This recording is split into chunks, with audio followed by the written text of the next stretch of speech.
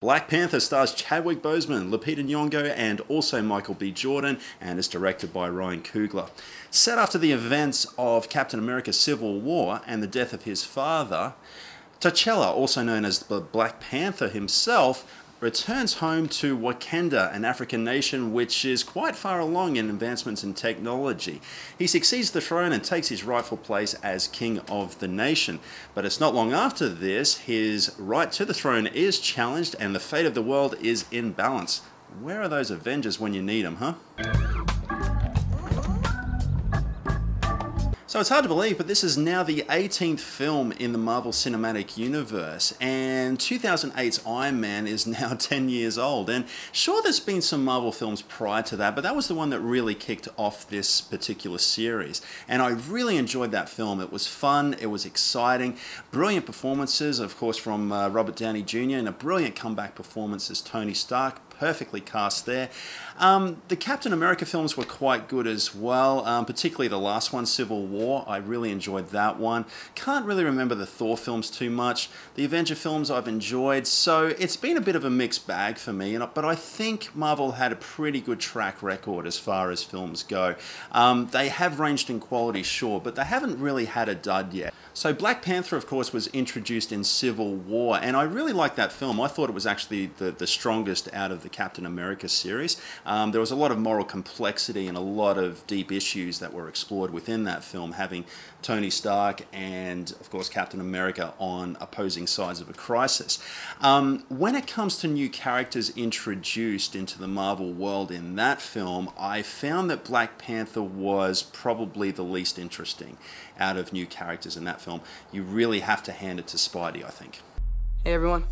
So I can't say that I was particularly excited when I found out about this film when it was first announced, and that is until I started reading a little bit more into it and I found out that Ryan Coogler was co-writing the script and also directing the film, and that certainly piqued my interest because I'm a fan of Ryan's work.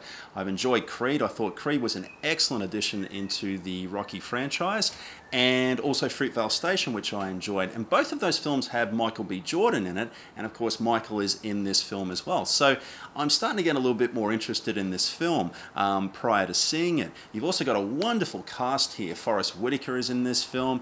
You've got the always excellent Andy Serkis, who's playing a character that is live action, not CGI. You've got the always amazing Angela Bassett, and it's great to see her on the big screen again. So all of these things are starting to work as pluses for the film.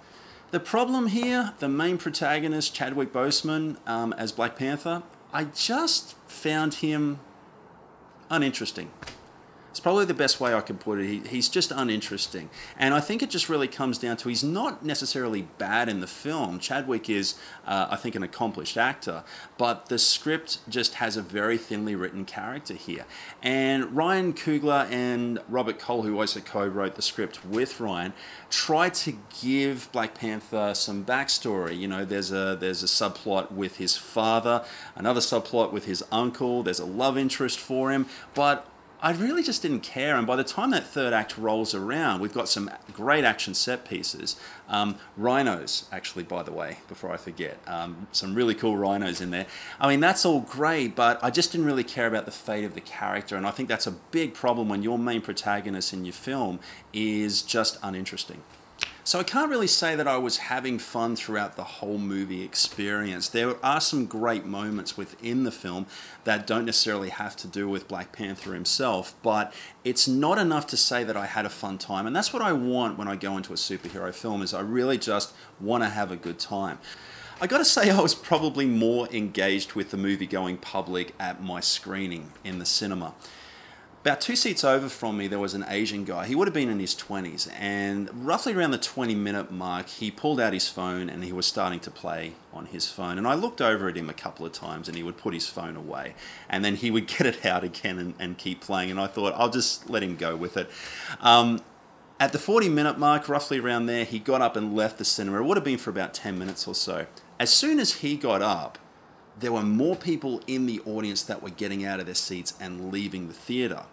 What I found most compelling is the fact that every single person who left who would come back after a period would sit down, and none of them would lean in to ask what scenes they had missed.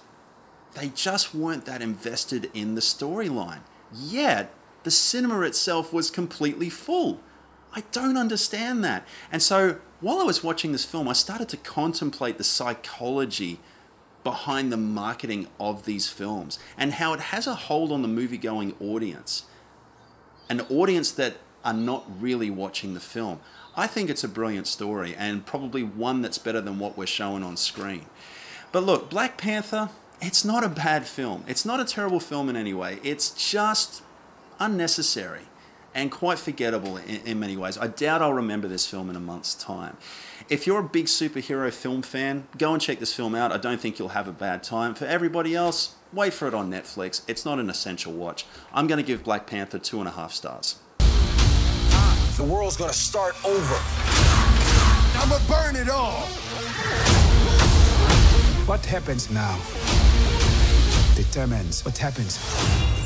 So guys, that's my thoughts on Black Panther, but what did you think of it? Did you like it? Did you hate it? Let me know in the comments below what you thought of it, and while you're there, also let me know what your favorite Marvel film is in this series so far. Don't forget to flick me a like and subscribe, and remember, a weekend spent watching movies is a weekend well spent. Thanks for watching.